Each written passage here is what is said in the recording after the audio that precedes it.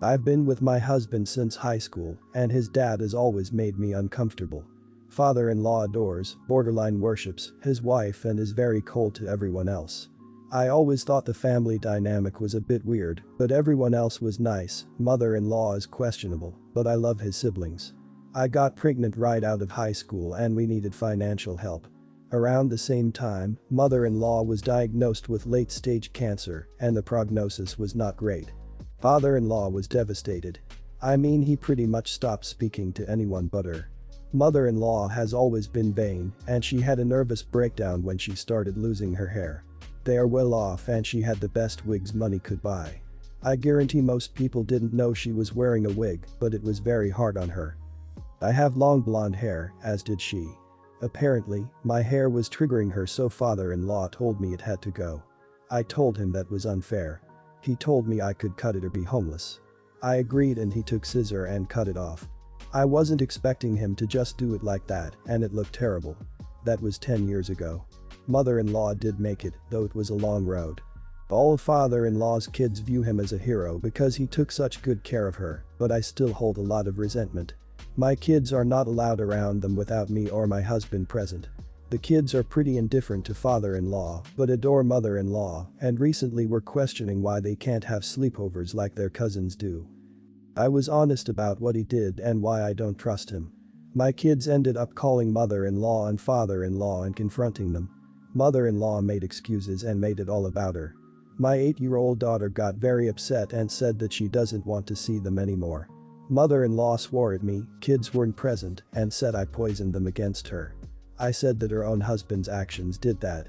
Mother-in-law isn't talking to me currently and accused me of making fun of her cancer. She always plays the victim when she is cornered, but for the most part, people are on my side. Not the idiot. So father-in-law threatened you with homelessness if you didn't cut your hair because it was triggering mother-in-law who was losing her hair due to a cancer battle. And when you agreed he took it upon himself to cut it and going even further than you expected. That's messed up. Yeah, if he has the capacity to be that level of crappy, who knows what else he's capable of. Personally, I'd go no contact towards them and it sounds like your kids wouldn't disagree. Not the idiot. You said what happened and the kids can do what they want. But the way you talk about mother-in-law is disgusting. Losing your hair while you have cancer is devastating. Has nothing to do with being vain and she could buy all the expensive wigs, no one knew they were wigs. She knew. Hair makes your identity, you're losing it out of your own control.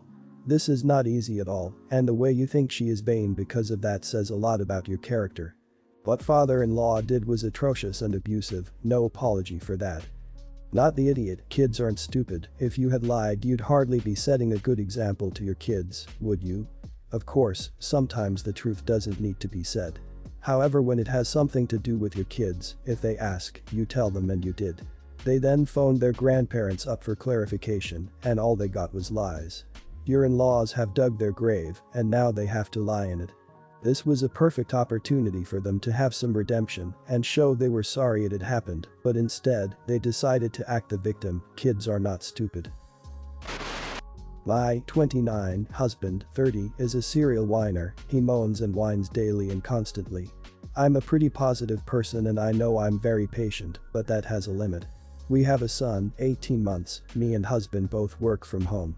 The day he was bemoaning the fact that there was nothing for lunch in the house, but he didn't just moan, he started going on and on about how he was starving while I was trying to settle our son for his nap. I was trying my hardest to be patient. I even told him to wait for me to settle son, then I'd pop to the shop and grab something, but no.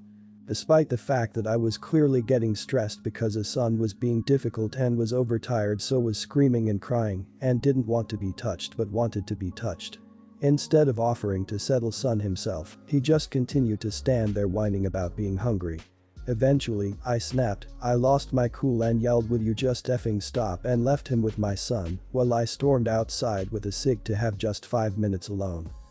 He came outside and told me I owed him an apology, which I admitted I do, but I also explained that I've told him several times now that his non-stop whining was affecting me mentally, especially when it's me who does the food shopping, cleaning, getting up and dealing with son all day every day, while trying to stay positive, work and not go full Hulk, and smash everything in a 6-mile radius. I reminded him that I've told him so many times that his constant moaning is like a pickaxe to my mental health, and every day it's chipping away at it, and I can't take it anymore. I'm at the point where I'm one whine away from a breakdown. Anyway, I later got a call from his mum, Nan, and sister who told me I was out of order for yelling at him and then lecturing him after apologizing, as that negated the apology. It's made me doubt myself. Am I the idiot for telling him to just stop whining when I'm the one who deals with everything? Not the idiot. Instead of offering to settle son himself, he just continued to stand there whining about being hungry. It's such a sad situation that shops near you just don't allow men inside, isn't it? I assume that's the situation, otherwise, I can't imagine why he'd be incapable of getting his own damn food. Since you're doing it all alone anyway, why are you even living with him if he's draining you so much? As for tattling to his mum or whatever, I don't even, why, adult, hell. I don't even know where to start. Not the idiot. Yes, we could argue that you shouldn't have snapped, but under the circumstances, who wouldn't? Everyone has their breaking point. Why couldn't he have spent that time whining to go and get something for the two of you for lunch? He could obviously see you were busy. Does he contribute equally to chores and raising your child? From your post, it sounds like you're caring for 2 children. Your husband's behavior is not acceptable and his family are enabling him, but perhaps they do not know the full story. Not the idiot, but it's fitting that he whines. He has never grown up and cut the apron strings. Telling tales to mommy and grandma, getting them to call to berate you after being told to stop whining, is not reasonable behavior from a grown man. I'd say call him out on dragging his family into your marriage. It's bad enough he takes a metaphorical pickaxe to your mental health every time he starts to whine like a baby, but he can't even say the way you spoke to me hurt my feelings and needs to bring his family in to attack you instead. I supervise 15 employees. Annie got too comfortable working from home. We gave a wide berth for everyone to try to cope, but Annie took a mile. She'd attend meetings in her unmade bed with bedhead, let her dogs bark, and insist she couldn't put them in another room, etc. We let it slide because this was an adjustment for all, but did remind her that despite us being on Zoom, we needed to still act and try to look professional. After coming back, it got worse. We don't expect everyone to be runway ready, but she'll wear hoodies that have obviously been worn for days, leggings, ratty shoes, hair in a very messy bun, old makeup, etc. Annie came in with a black fleece absolutely covered in dog hair. I pulled her aside, asked if she had a change of clothes for our 11 a.m. meeting. She said no. I asked, then do you have a lint roller? She again said no and looked down and asked what was wrong with what she was wearing. At this point, I'd had enough and said, dude, you're covered in dog hair. She giggled and said, I gave the doggies extra snuggles before work. I tried my best to be gentle, saying she had to either change or take off the jacket. 11 comes around, I'm greeting clients, she comes in, still covered in nasty dog hair. I pulled her out of the room saying we forgot a USB, went to my office, and handed her a lint brush. I told her to get as much of the dog hair off her jacket as she could, and we'd have a talk later. Annie stomped off instead and said she was using her sick time for the rest of the day. I handled the meeting. She threw a fit all over social media about her oppressive employer, who just doesn't understand what depression or anxiety are, how hard she worked just to get out of bed, etc. She said I shamed her publicly, made her feel lower than low, all because she was experiencing separation anxiety from her dogs while she was at work and was struggling with depression dealing with everything. I have an outdated idea of being office ready. The comments were what made me come here to post. Pretty much everyone siding with her on our archaic ideas of working in offices, how we obviously don't care about our employees' mental health, etc. I know we're facing a new normal kind of situation where things are rapidly changing. We are not the kind of business where everything can be done remotely forever, and I don't think that it's a stretch to request someone use a freaking lint roller before a meeting. But that's why I'm here. Am I the idiot? Not the idiot. I dried her up, not necessarily for the wardrobe stuff, she can consider that instance as her first verbal warning and will be written up in the future, but the social media behavior. That is unacceptable and depending on the company's policy, possibly a reason for immediate termination. But yeah, her behavior is completely unacceptable. New normal does not mean throwing everything out the window just because you got away with wearing hoodies for a while. Everyone's the idiot here. Annie needs to be work ready, but you don't sound like you're handling this very well as her manager. You are tiptoeing around the actual issue instead of dealing with it head on. Stop giving way to these new normal excuses and start taking some actual action to address the issue. Get your concerns in writing, have a meeting with her, have her sign something at the end of the meeting that she understands what was discussed. How is she supposed to know her behavior is an issue when her own manager treats it like it's no big deal? Not the idiot. I struggle severely with depression, anxiety and possibly attention deficit. Okay, it's hard to get out of bed and do stuff, but running a lint roller through her clothes is literally so easy and has nothing to do with anxiety. If anything, it's preventing it because the embarrassment of looking like that would trigger it. You're not outdated, and that's coming from a Gen Z kid. I really do think that she's using her mental health to get away with stuff and then trying to make you feel bad for her downfalls. Don't fall for it. Kind of petty, but here goes. So my mom and dad divorced a long time ago when I was 15. I'm 25 now. My mom also died 2 years ago from cancer. This past weekend I got emotional after talking to my siblings about mom, so I found an old photo of us at the beach. I love this photo because it reminds me of our happy childhood, and I love how my mom looked in it. In the photo, my dad has his arms around my mom, and us kids are grinning in front of a huge sandcastle we all built together. It was really sweet and not at all romantic or anything, so I set it as my profile pic on a messaging app I use to communicate with all family or friends. Not 24 hours later, I get a passive-aggressive text from my stepmom about this photo. She said it's shocking to see my current profile pic in a family group chat we're all in together that she can clearly see. She said it's a slap in the face to see her husband with another woman after she fought so hard to legitimize their marriage. She said I should know better than to dig out a photo like that to parade in front of her.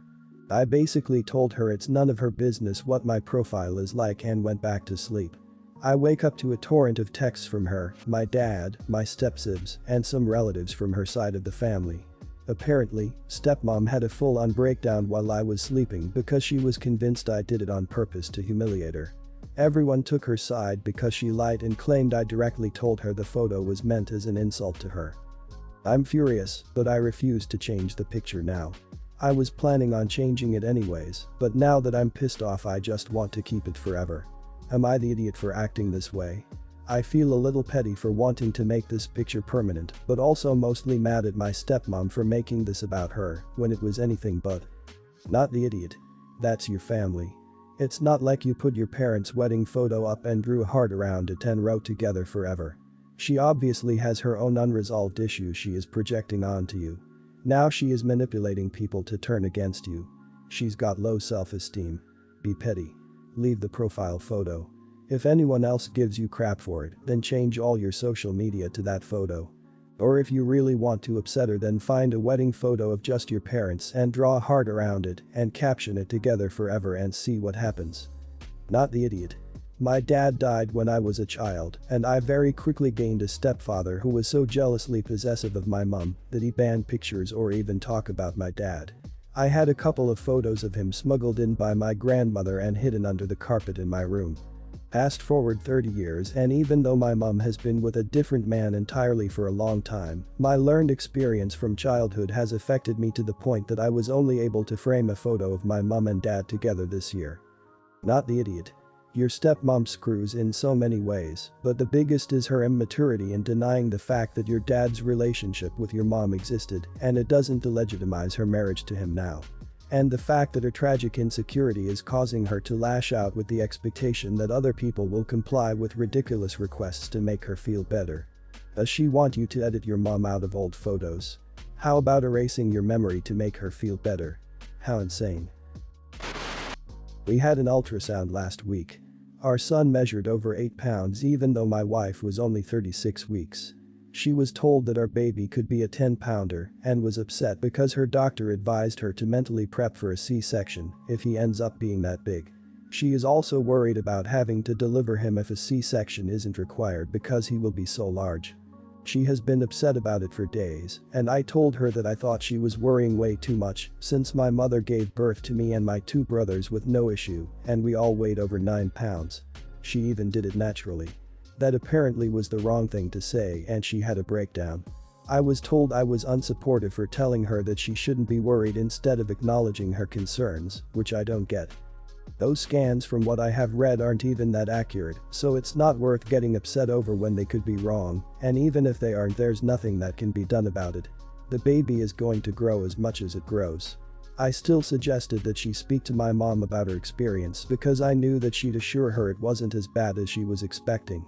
She said she didn't want to speak to my mom, but I asked my mom to call her anyway when she was still sulking. She also got upset over this. I was only trying to help her and stop her from worrying, and the best way to do that, I thought, was by pointing out my mom's experience with big babies. Edit. I just want to clarify that my mom is smaller than my wife, so that is why I thought it would make her more comfortable. You're the idiot. Hugely.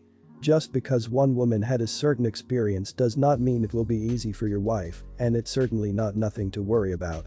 Instead of supporting her and acknowledging her feelings, you basically just told her they weren't valid. Giving birth for the first time is frightening, and knowing about potential complications makes it even more so. Then you got your mommy to intervene, even though your wife explicitly asked you not to. You have a lot of growing up to do, and fast. You're the idiot. Her doctor, who is intimately familiar with your wife's anatomy, has told her that this is something that she needs to be prepared for, but for some reason, you think that one anecdotal example means she doesn't need to worry. Any labor is a physically, emotionally, and mentally exhausting experience, and the last thing your wife needs is her idiot of a husband downplaying legitimate concerns raised by her doctor. Apologize and educate yourself. You're the idiot. I won't bother telling you why because a lot of other commenters have done it best already. However, I suggest you start getting educated on childbirth, babies, and postpartum now, in the few weeks you have left before you become a father, because it's glaringly obvious how uneducated you are about all this, and you are going to need to know some basic crap without your wife having to walk you through everything, as you must surely have been assuming. Be better, OP. Apologize and learn.